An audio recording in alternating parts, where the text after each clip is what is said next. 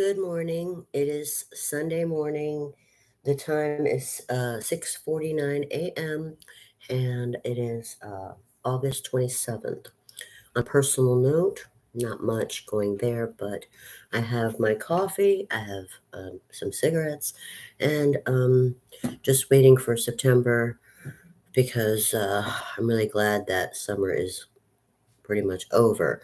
The kids are back in school, whatever kids still go. Um, Mm, and in some places of the world, it's starting to look like autumn. I'm in Florida, so it doesn't really look like autumn here. But we don't really have an autumn. So that's that. Now, moving on to the subject of this video. This video is about the second part of my character commentary regarding the HBO show Game of Thrones, which I have been a very mm, big fan of that show. I know it's gone and they've moved on to House of the Dragon, and they have some spin off ideas that may come out, which I hope they do because I thought some of the ideas were really interesting. But for now, I'm still kind of waiting to get interested in something again. I've been looking around and just haven't really found what I'm looking for. Uh, okay, so anyway, part two of the character commentary. We are now moving on to the house of the Lannisters, the household of the family of the Lannisters, which they are represented symbolically by the lion, and their phrase is a Lannister always pays his debts. Okay, so the Lannisters. This is a really interesting family, also.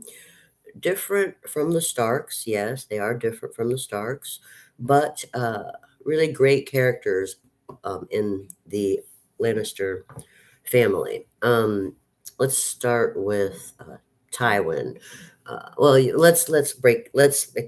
All right. First, there's Tywin. There's Jaime. There's Cersei. Um, and there's Tyrion. Uh, and there's a few others that are sort of mentioned or briefly shown, but those are the main four: Tyrion, Tywin, Jaime, and Cersei. Those are the main. I mean, and Cersei's children, of course, the three children. But so those are the main Lannisters. The children was Joffrey, Tommen, and this is the part I forget. The girl's name. She had a girl too. Forget the girl's name, but she also had a. That was the youngest. She also had a girl. So, okay. So there's the Lannisters. Let's start with Tywin.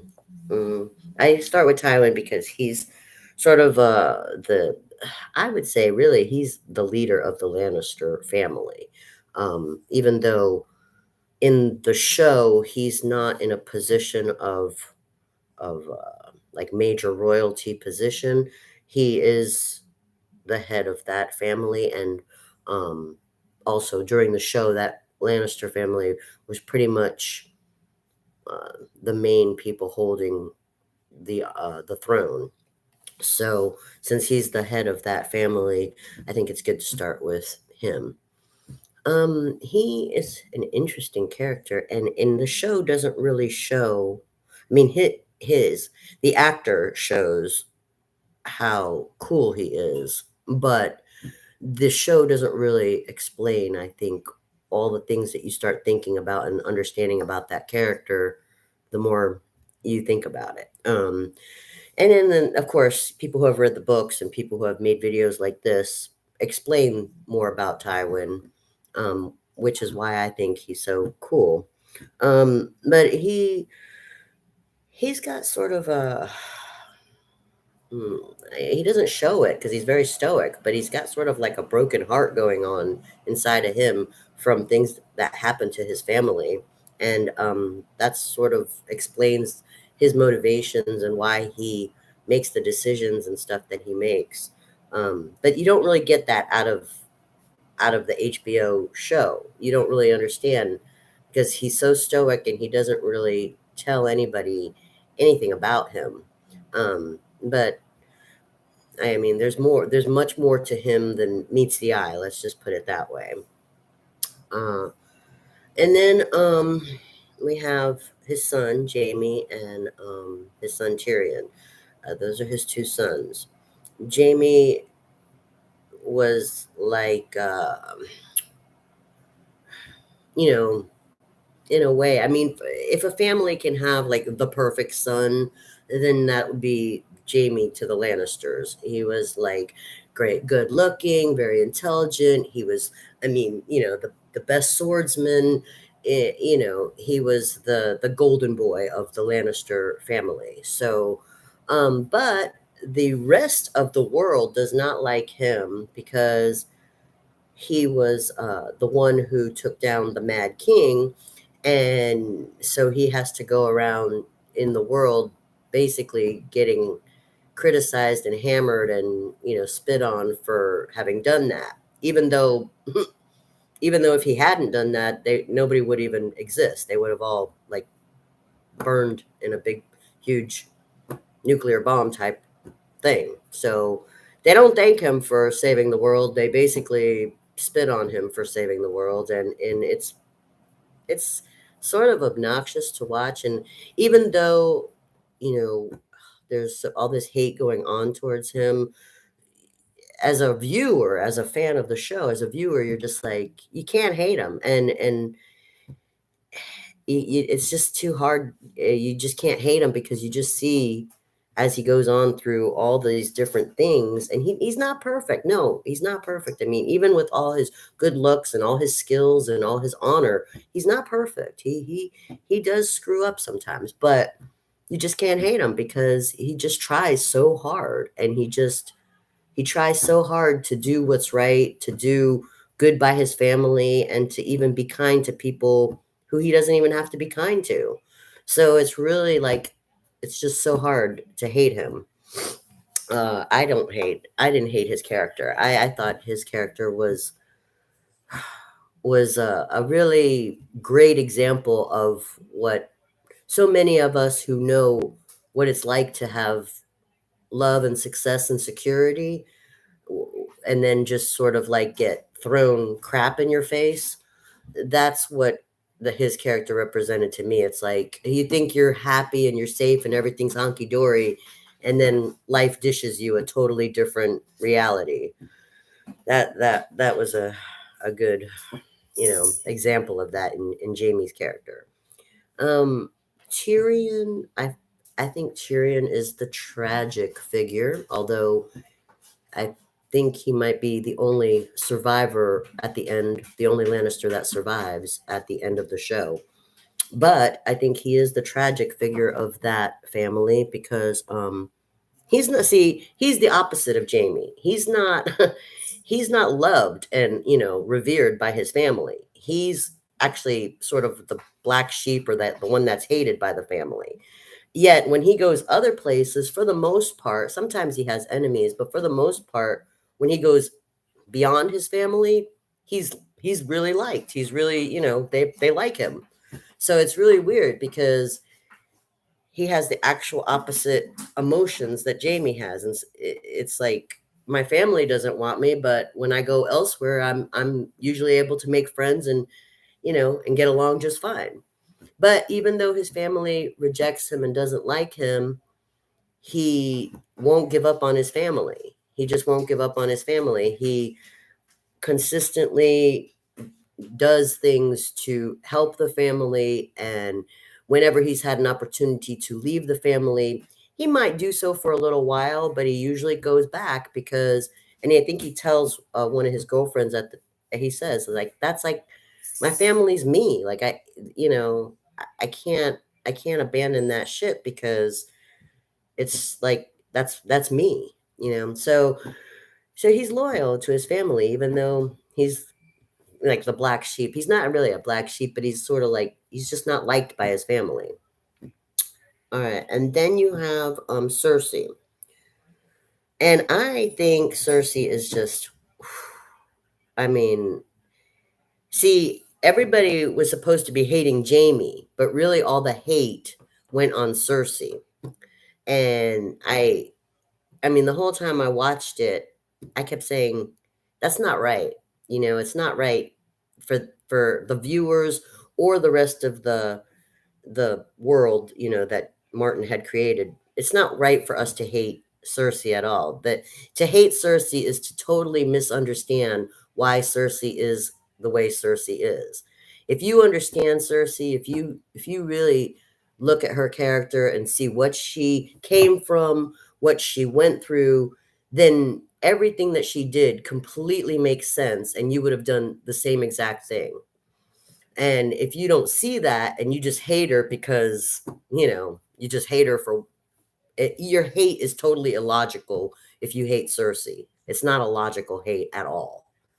If you understand that character, you can't hate her because I know that if I had been in her shoes, I'd have done the exact same thing. Um, mm, anyway, basically, Cersei's just, you know, a summation of Cersei. She's a good daughter. She's a good mother. She tried to be a good wife, but she didn't really enjoy being married because she was married to the Baratheon and he was really not in love with her. And so she was really sourly disappointed with the marriage because, um, you know, he wasn't in love with her. He was still in love with Lyanna, this woman that's a mystery in the show. And he married Cersei for treaties and strategies and stuff like that. So there really wasn't this romantic thing that he felt in his heart about her. He wasn't mean to her, not really, but it just that, you know, she wanted, you know, Prince Charming and she got a king, but she didn't really get the romance out of that marriage. So she was disappointed. And after that, she just didn't look at marriage the same anymore because she saw how all the men in that world looked at marriage. It was basically just something to use for a strategy in military operations. So she gave up on that and she put all her love into her children and, you know, whatever she had with her brother. But her children were everything to her. Now, getting to the children, she had three children: Joffrey, Tommen, and the girl. Sorry, I can't remember the girl's name. She wasn't in the show very much. Very, very few scenes was that girl in the show. That's why I can't remember her name. But you can tell that because they had money and power, these three children had everything. They were spoiled, they had everything. And the oldest was Joffrey, so he knew that he was the first one to succeed and become king, you know, as long as they followed the proper order of things.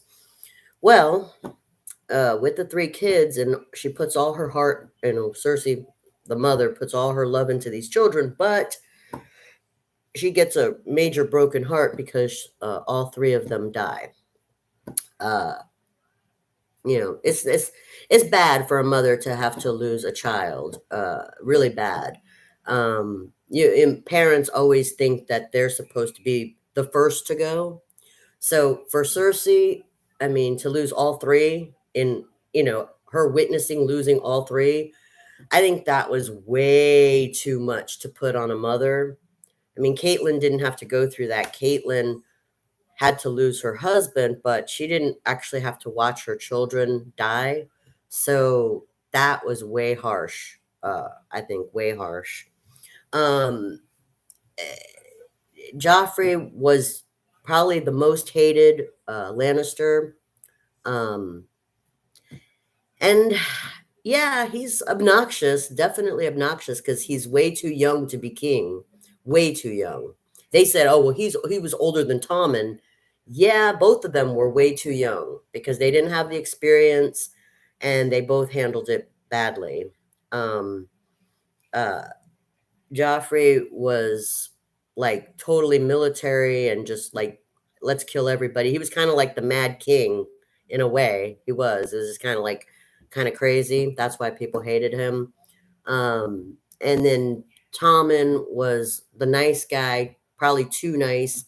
He falls in love with the first woman that wants to be his queen. And then as soon as something goes wrong, he kills himself. Um, and then the girl was used as a pawn, and they pretty much killed her off real quick just to hurt the Lannisters. Mostly, it hurt Cersei the most. So that was all tragic, and it really all fell on Cersei, because you know she was the mother who loved those three children. So that's um, pretty much it. That's my thing on the Lannisters. I don't like their phrase, a Lannister always pays his debts. I preferred the Starks phrase, winter is coming. That one makes sense to me because I know about winter, but a Lannister always pays his debts. That just sounds like one of the reasons why they suffered so much and why they went through so much hell. Because to live up to that is like really, really excruciatingly difficult. I mean, sometimes you can't pay your debt. Sometimes you just have to say, like, I'm screwed. I'm sorry. You know? So I don't really like their phrase because I think it sets up tragedies for them that they didn't need. But I do like the family, and I think all of the characters showed the strength of the lion. That part, I will say, they lived up to the lion. They showed the strength of the lion in that family. And that's all.